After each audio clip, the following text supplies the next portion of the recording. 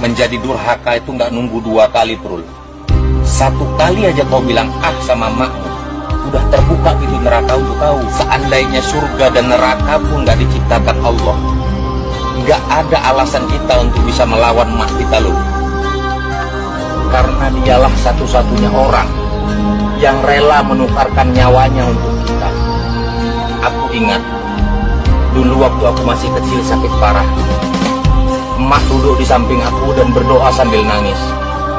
Dia minta sama Allah supaya seluruh penyakitku dipindahkan ke badannya. Dan seandainya ajalku sudah tiba, dia minta supaya ditukarkan dengan nyawanya. Cuma dia yang rela menukarkan nyawa untuk kita. Coba kalian pikir, apa cuma karena Mirna aku pantas melawan emak?